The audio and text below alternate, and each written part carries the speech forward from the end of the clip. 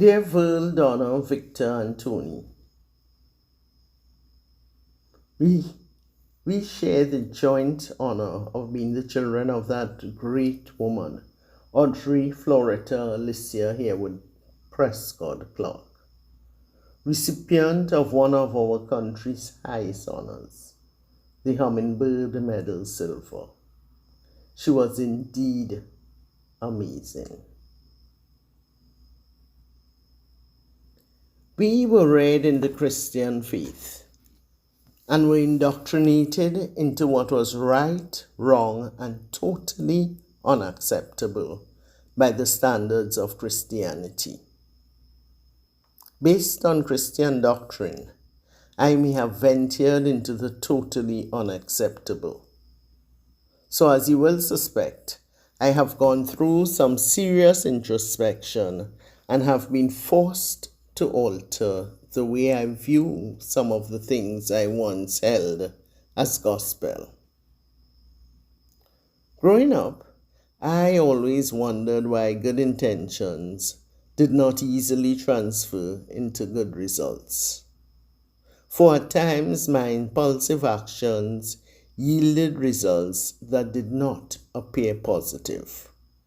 But in retrospect, they were empowering and make up the sum total of who I am.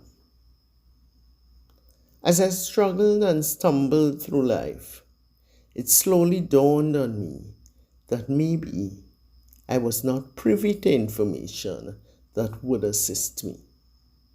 I found the brand of Christianity I was exposed to superficial and confining. I wanted a more intimate connection and deeper insight to my spiritual side, and finally came to the realization that in order to access spiritual guidance, I needed spiritual knowledge. I reasoned that being good is comparative and, like any other desire, cannot merely be wished for, but must be earned by responsible and single-minded focus and action. In spite of being exposed to the same upbringing and environment, no two people are totally alike in the way they perceive information, how they articulate what they perceive, or how they act on those perceptions. Added to this, or maybe because of, people, no matter how close-knit, will have different experiences. I can fully appreciate this fact because of how different we all are in personality, talents, and natural inclinations. The present generation should be thankful that they live in an era where more and more the truth of who we really are deep down is celebrated and not spurred. It is easier in these times than it was in ours, or more so, mummies, to embrace one's uniqueness instead of towing the line to some figment of society's creation. I had no desire to be ordinary or rote. I did not want my life to be lived just accepting stuff that was not working for me, just because it was acclaimed to be gospel truth. A gospel that, from my observations, was not working in most instances for those who purported it. Who is Deirdre? What is her purpose? How does she find it? These were my questions, and I was bent on finding answers. Being different and seeking self has consequences.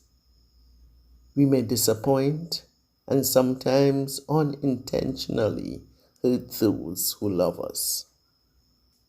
But to me, coming to terms with who we are is worth the risk. Mankind could not have evolved this far if not for our innate desire to know. So I am by no means unique as far as wanting to know more and to be more. Let me get to the point.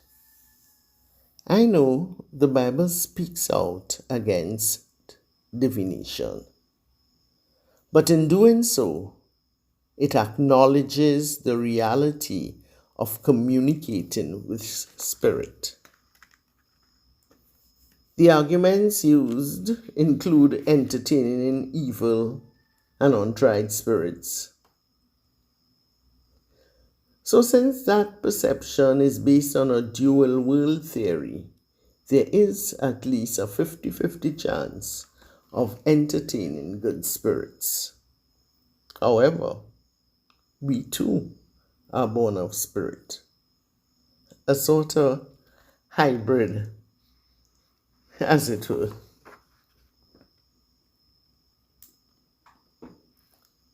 Would I be betraying what my family held dear by searching for me, trying to understand what is? Or would I be expanding our genetic database? The Bible speaks of spiritual gifts. Isn't speaking in tongues of the Spirit? Is it only good spirits that speak through this medium? What about being inspired? Does inspiration manifest only from good godly substance? Thoughts, too. Thoughts, I think, are spiritual in origin, and we all know these run the full gamut. My reasoning is, since we have been inadvertently dealing with spirit from inception, wouldn't it be instructive to be on some degree more conversant with the subject? Or is this only for the ordained? Am I to be totally dependent on the clergy when I come against spiritual wickedness in high places? Are we not told in the same Bible that we too can perform miracles like Jesus did? I take full responsibility for my delve into the unknown. I do not condemn Christianity or any other path that attempts to guide in seeking God's will for our lives. But when my time comes to exit the stage of life in this realm, I want to do so knowing that I made every attempt to find true spirituality by crying out to the true and living God to reveal His or herself in my day-to-day life, taking me by the scruff of the neck if needs be. I refuse to believe that a God of love will allow me to burn forever in hell's fire. What is this hell thing anyway? But a story to frighten us into submission by controlling our thoughts and actions that do not sync with the views of those in authority. Although they were words that were almost taboo, I saw both sacrifice and ritual within Christianity. This made it somewhat easier for me to accept them within other traditions.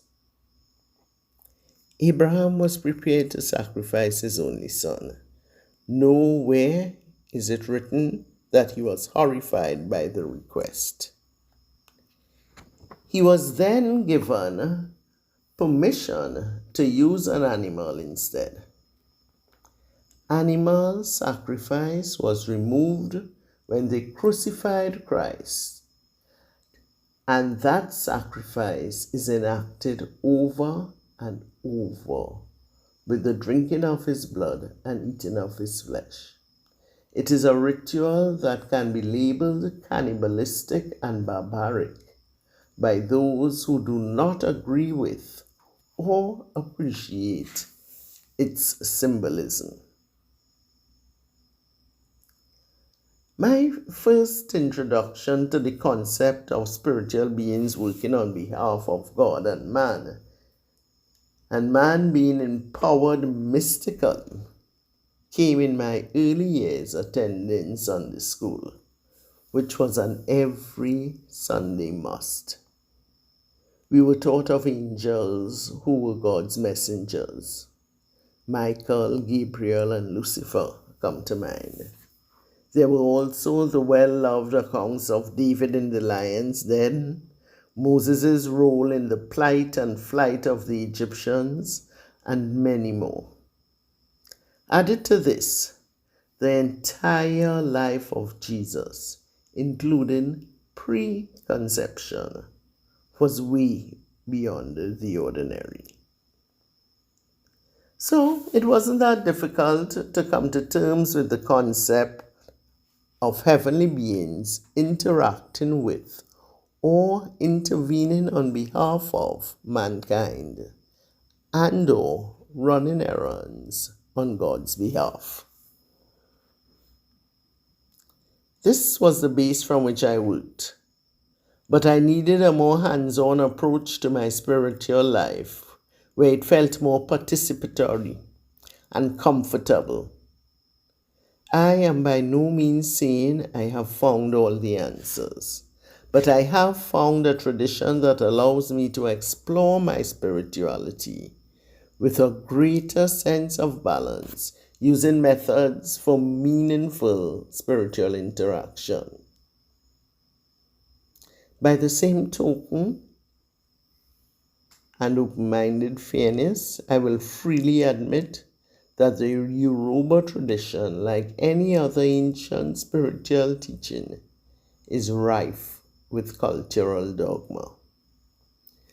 But then, I am not an advocate for their teaching, or any other for that matter. I am simply acquiring tools to help me live a harmonious life, eliminating fear-based thoughts and beliefs.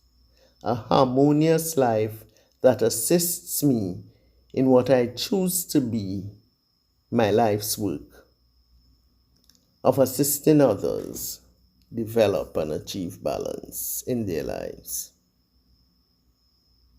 I choose to be my life's work, assisting others develop to achieve balance in their lives.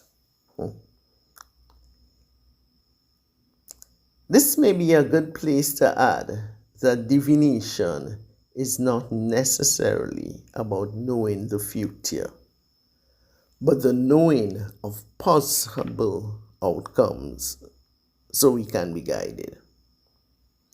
I have deliberated with myself and others as to whether divination and sacrifice are manipulative. And I have come to the conclusion that we are all manipulators. We were born that way. Have you ever had a baby overpower you using a combination of tears and coy smiles to get his or her way? While pondering on the subject of manipulation, I realized that many of our actions are used to influence outcome, including prayer, as it serves to manipulate not only self, but the free will of others. Being ethical and a humanitarian aids in how we engage our innate manipulative skills. To enforce influence responsibly comes with the maturity of all aspects of life. Whenever we seek to improve our lot, be it through education, diet, exercise, or prayer, we are attempting to alter future outcomes. Deliberating on manipulation has clarified in detail to me the destructiveness of abuse, not only as it applies to divination, but that the misuse of power in any area of life is unsavory. A helpful thought of caution when exercising power is the profound knowledge that whatever we think, say, or do, be it to other or self, ultimately has a ripple effect that affects all.